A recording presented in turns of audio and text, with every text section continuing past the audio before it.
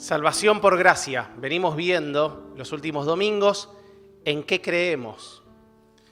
Y la salvación por gracia es uno de los puntos, no voy a decir más importantes, pero muy importante. Todos los puntos que venimos viendo cada domingo, porque tampoco es que sea más importante que la semana pasada que vimos que Jesús murió y resucitó, también es muy importante. Son todos puntos fundamentales en aquello en lo que creemos.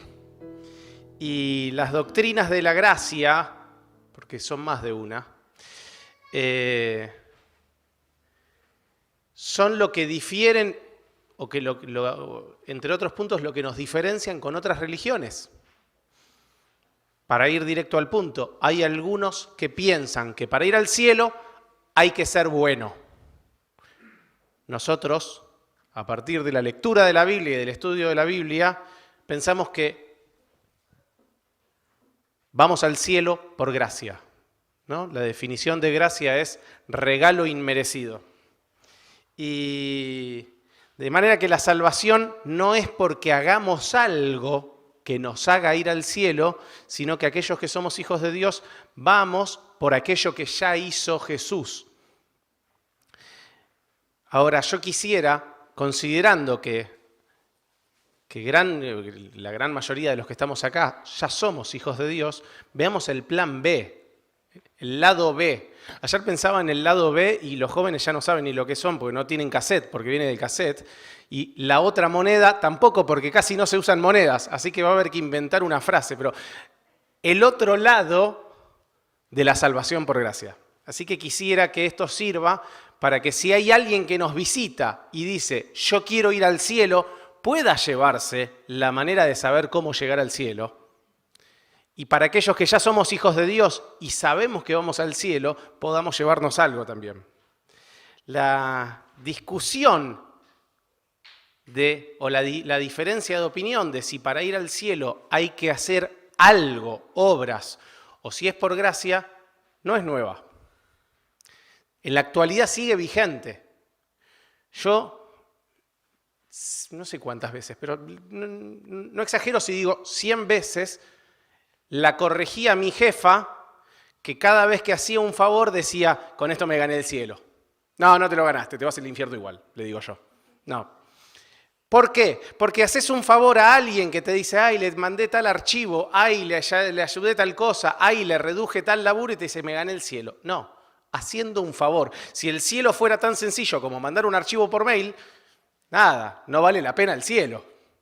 Entonces, pero sin embargo, no solo mi jefa, sino que los domingos a la mañana, a mí me encanta charlar con la gente, siempre hago 3 preguntas cuando tengo un encuentro, un 1 a 1, que son, si te morís vas al cielo sí o no, y por qué. 2 preguntas, perdón.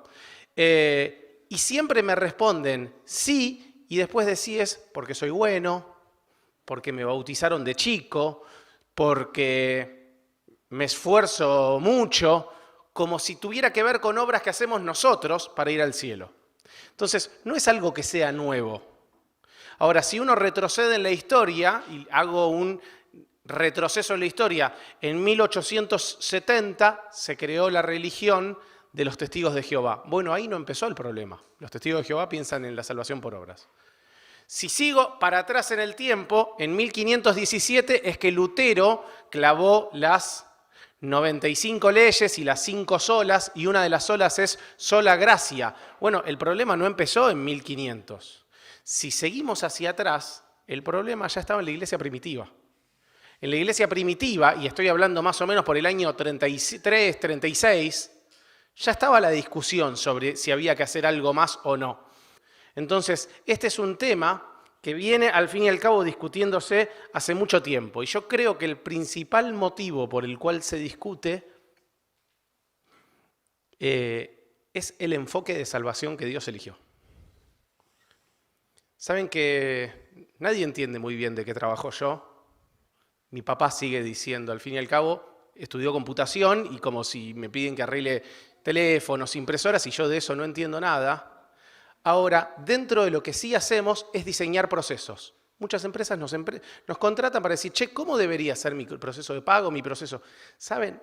Si Dios contratase a una empresa, la que sea, y le pregunte, haceme el mejor enfoque de salvación, seguramente hubiéramos hecho un esquema de puntos o de mérito, como si fueran, viste, los YPF Express, los Plus o los puntos de Falabella, lo que fuere de puntos, porque todos tenemos algún puntito que va sumando de Jumbo, de Clarino.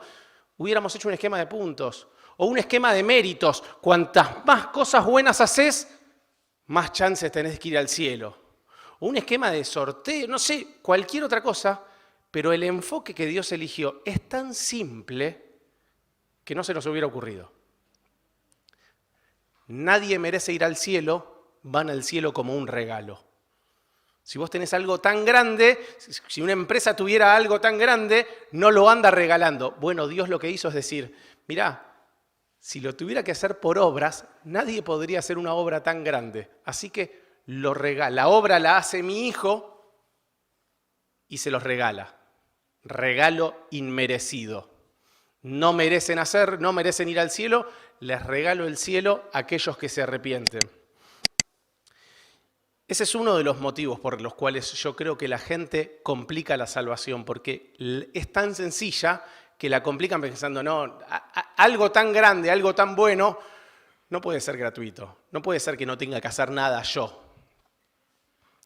Lo segundo es no solo la mente humana, sino que Satanás, uno de los apodos que más se utiliza en la Biblia para Satanás es el engañador.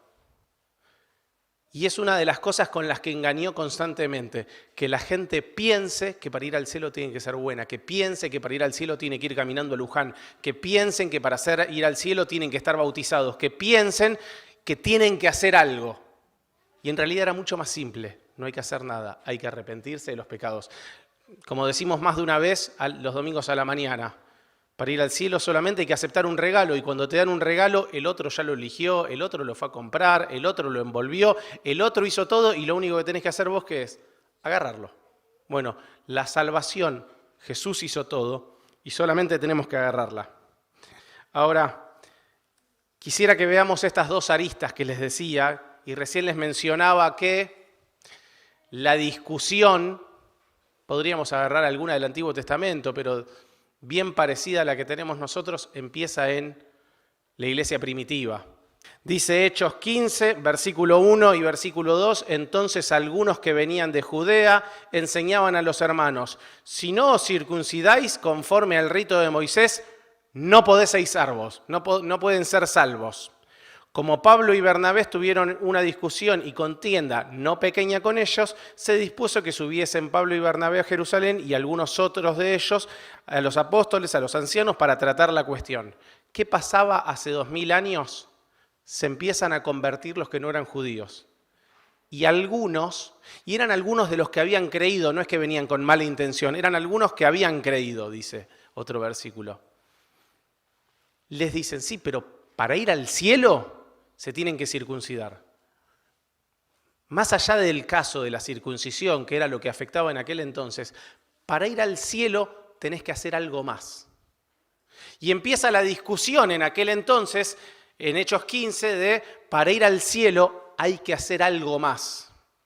Entonces se da, y les leo ahora el versículo 4, del 4 al 6, dice, llegados a Jerusalén fueron recibidos por la iglesia y los apóstoles y los ancianos y refirieron todas las cosas que Dios había hecho con ellos. Pero algunos de la secta de los fariseos que habían creído se levantaron diciendo, es necesario circuncidaros y mandarles que guarden la ley de Moisés. Y se reunieron los apóstoles y los ancianos para conocer de este asunto. En Hechos 15 se da lo que se conoce como el primer concilio.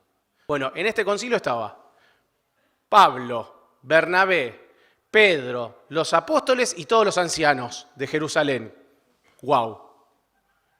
Ellos eran parte del concilio y se pusieron a charlar sobre si era necesario o no era necesario hacer para ir al cielo. La gran pregunta, más allá de las circuncisiones, para ir al cielo, ¿alcanza con lo que hizo Jesús o hay que hacer algo más? Y llegaron a la conclusión, en un momento en el concilio, se para Pedro y pone un poco de orden. Y dice, hermanos, y ahí empieza a hablar Pedro. Y veamos lo que dice en el versículo 10 y 11. Dice, ahora pues, ¿por qué tentáis a Dios poniendo sobre la cerviz, sobre la espalda de los discípulos, un yugo, un peso que ni nuestros padres ni nosotros hemos podido llevar? ¿Por qué ponen algo más de lo que nadie puede llevar? Antes creemos que por gracia del Señor Jesús seremos salvos, al igual modo que ellos. Está diciendo, ¿saben qué? No pongan más peso arriba de los hombros de la gente. Para ir al cielo no hay que hacer nada más, ya lo hizo todo Jesús. Quizás uno de los relatos más reconocidos, y el primer relato que me vino a la mente cuando dije vamos a hablar de la gracia, es Efesios 2. Lo escribe Pablo, que también estuvo presente en el concilio. Si se ponen a pensar, en el concilio estuvieron casi todos los autores del Nuevo Testamento. Debían estar todos ahí reunidos.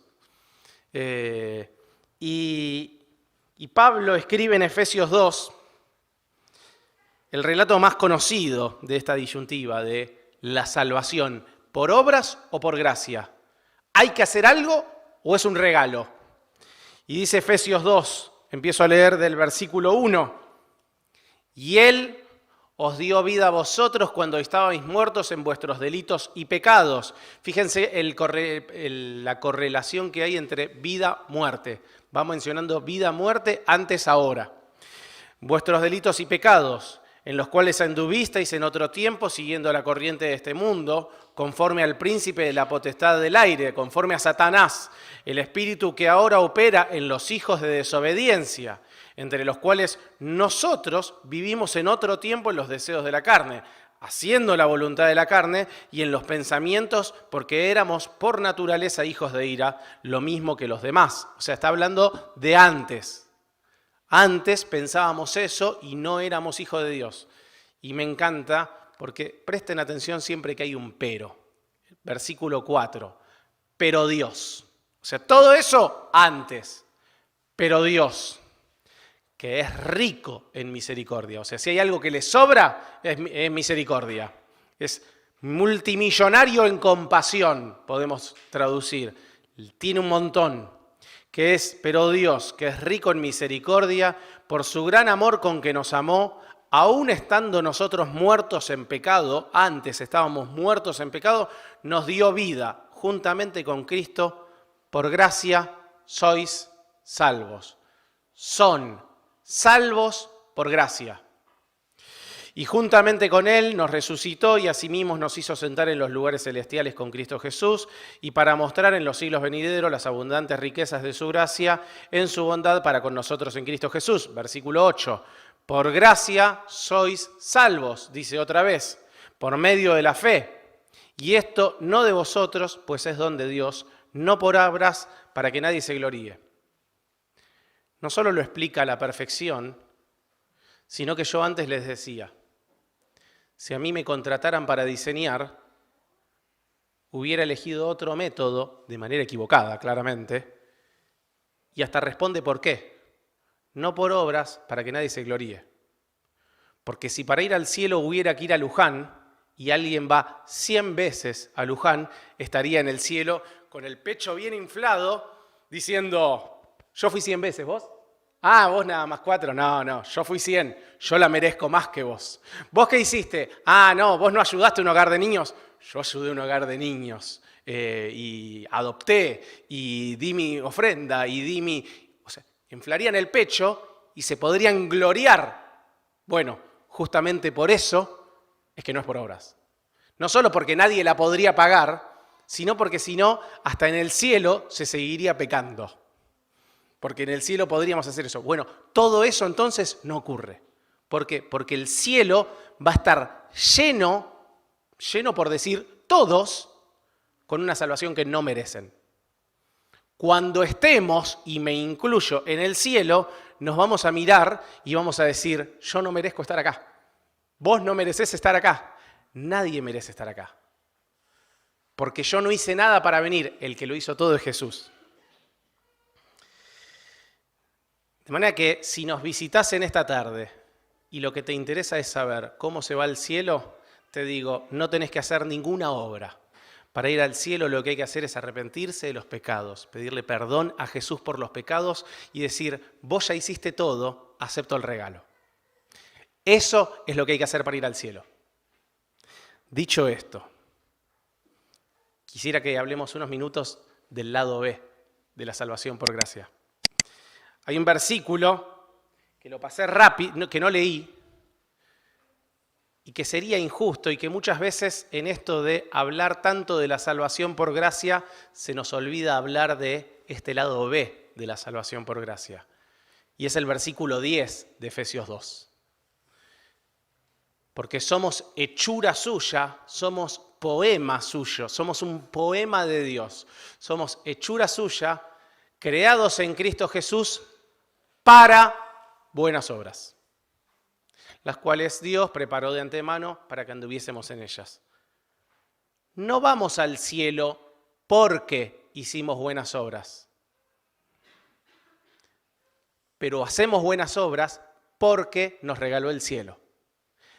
Dios espera que hagamos buenas obras. Dios espera que hagamos buenas obras. Y tenemos el tiempo de hacerlo. Miren, es justo que el malhechor, el ladrón que estaba en la cruz al lado de Jesús, que estaba crucificado y se lo merecía por sus malos actos, se haya convertido, ¿cuánto? ¿Una hora antes de morir y vaya al cielo? No, no es justo. Tampoco es justo que vos y que yo vayamos al cielo. Así que estamos en igualdad de condiciones. Ahora, él no tuvo tiempo de hacer ese buen acto, o al fin y al cabo sí, porque en lo poco que tuvo le alcanzó para rendir, y cuántas personas se habrán convertido por su ejemplo. Nosotros que tenemos el tiempo, que estamos en la tierra, una vez que lo sabemos, tenemos que hacer buenas obras, no para ir al cielo, sino porque vamos al cielo. Y quisiera hablar un poco de las obras. En primer lugar, las obras, dice la Biblia, que evidencian la salvación. Cuando está en el Sermón del Monte, Jesús, y le hablan de los profetas que son lobos rapaces, profetas falsos, que son lobos rapaces vestidos de ovejas, dice, por sus frutos los conoceréis. Los frutos, las obras, sirven para evidenciar la salvación. Cuando Santiago escribe, que también estuvo en el concilio, cuando Santiago escribe su carta, dice, la fe es más rotundo, dice, la fe sin obras es muerta. ¿Por qué? Porque una vez que recibís el regalo de la salvación, decís, no, yo no puedo tener un regalo tan grande. Miren, a mis alumnos a veces les decía, imagínense que te enterás que acá a la vuelta, pensemos, no sé, una pizzería rica, el Fortín, es gratis, solo por hoy. Y lo primero que haces, ¿qué es? Agarrás el teléfono y le decís a tu familia, hoy es gratis, vamos todos. Porque cuando tenés una buena noticia, la querés compartir. Bueno, lo mismo es con Dios. Decís, querés hacer las buenas obras como motivo, simplemente como agradecimiento, porque justamente las obras evidencian la salvación, y el segundo punto es, las obras son un método de gratitud. Dice el Salmo 50, 14, no hace falta que los busques, dicen, haz que la gratitud sea tu sacrificio a Dios. Haz que la gratitud sea tus obras, haz que la gratitud sea lo que vos hagas. Entonces, Dios espera que hagamos obras porque las obras evidencian la salvación, porque las obras son un canal de gratitud. Y al fin y al cabo, el último punto, porque si bien no nos van a llevar al cielo, ya vamos al cielo por la obra de Jesús, nuestras obras van a ser juzgadas. Si bien no nos van a juzgar por las obras para ver si vamos al cielo o no, nuestras obras van a ser juzgadas. Pedro cuenta que las obras de cada uno, no es que van a decir, bueno, juntemos las obras de la iglesia de Liniers, juntemos las obras de Buenos Aires o de Argentina, o juntemos las obras por siglo. Bueno, no, las obras de cada uno, dice Pedro, las obras de cada uno van a ser juzgadas. 1 Corintios 3 me encanta. Dice, las obras de cada uno se van a poner al fuego. Y hay algunas obras que son como heno, madera y hojarasca. ¿Qué pasa con el heno? La madera, el heno es como si fuera la paja. El heno, la madera y la hojarasca, las hojas secas, cuando las pones al fuego, se queman. Dice, algunas obras van a ser como esas, desaparecen. Otras obras van a ser como el oro, la plata y las piedras preciosas. ¿Qué pasa con el oro, la plata y las piedras preciosas cuando la ponen en el fuego? Se purifican, se les van las imperfecciones. El oro de 24 quilates es que estuvo más tiempo al fuego y se le salieron todas las imperfecciones. De manera que van a quedar perfectas, puras. Y lo interesante, al fin y al cabo de estas obras, es para qué las vamos a usar. Ahora, las obras no es que las vamos a tener y cuando sean juzgadas nos van a dar un premio en el cielo y vamos a estar inflando el pecho diciendo, mirá todas las coronas que tengo, ¿cuántas tenés vos? No, las coronas es lo que vamos a ir a poner a los pies de Jesús. De manera que no es algo que andamos mostrando, porque al fin y al cabo es lo que vamos a poner a los pies de Jesús. Y vamos a decir, esto es lo que traigo de ofrenda. Gracias por la salvación que me diste, esto es lo que traigo de ofrenda. Cerrando, nuestra salvación es por gracia, no es por obras. No tenemos que hacer nada, solo tenemos que aceptar el regalo. Y las obras, igual Dios espera que las hagamos para evidenciar la salvación. Y te pregunto, ¿estás evidenciando la salvación? Cada uno se lo responderá. A mí algo que me sirve para saber si estoy evidenciando o no la salvación es si cuando en el trabajo decís, en el trabajo, en la facultad, en el colegio, en el barrio, donde estés, decís que sos cristiano. Te dicen, ¿en serio? Y no se habían dado cuenta, es que algo estás haciendo mal. Ahora, si cuando decís que sos cristiano te dicen, yo sabía que algo tenías. Es que te ven algo diferente al menos. Muchas veces le decimos a Pedro le negó, pero al fin y al cabo 3 veces lo reconocieron y le dijeron, yo te reconozco por la manera de hablar. Vos estabas con Jesús. De alguna manera lo reconocían. No le decían por el aspecto, no lo habían visto en Instagram ni nada por el estilo. Lo reconocían por la manera de hablar. ¿A vos te reconocen? ¿Se evidencia tu salvación en tus obras? ¿Los otros cristianos ven fruto en vos? Muchas veces, me acuerdo a mis alumnos les decía, el árbol da fruto. Y a veces vos ves cristianos que son un árbol pelado de frutos diciendo, te juro que soy manzano. Decís, sí, bueno, te creo, pero yo no veo ninguna manzana. O sea, mucho más fácil creer es cuando ves manzanas. Cuando ves manzanas no preguntás qué árbol es. Bueno, hay muchos cristianos que no tienen fruto, pero te dicen, sí, lo que pasa es que justo estoy en otoño, no sé, viven en otoño, pero que no se ven esos frutos. Ahora te lo pregunto, ¿se ven los tuyos? ¿Están tus frutos? ¿Son evidentes para el resto de la iglesia, para el resto de los cristianos? Las obras sirven para la gratitud. ¿Le das gratitud a Dios a través de tus obras? Cuando venís el martes que viene, que hay que venir a bajar un montón de peso de arriba, ¿no? Maderas y un montón de cosas. Cuando venís, ¿pensás, le estoy haciendo un favor a Elías, a Orlando, a Mario? ¿O pensás, esta obra es para Dios?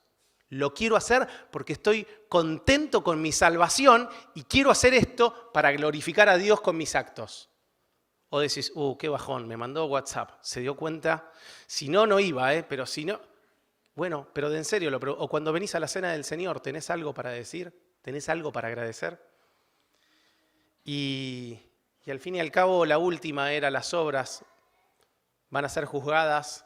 Tiene que ver con cuando estemos en el cielo. ¿Vas a tener algo para poner a los pies de Jesús? Si no, que te sirva esta reflexión para decir, tengo que empezar a hacer obras. Porque fuimos elegidos, fuimos predestinados para buenas obras. No vamos al cielo por nuestras obras, pero sí tenemos que hacerlas. Y se los dejo con una última pregunta que a mí me dejó pensando. Si la salvación en vez de gracia fuera por obras, ¿harías más cosas o harías las mismas que haces ahora?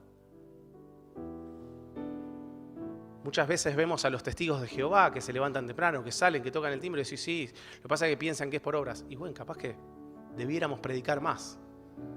Debiéramos hacer más que los que piensan que es por obras nosotros, porque nuestra gratitud es aún más grande.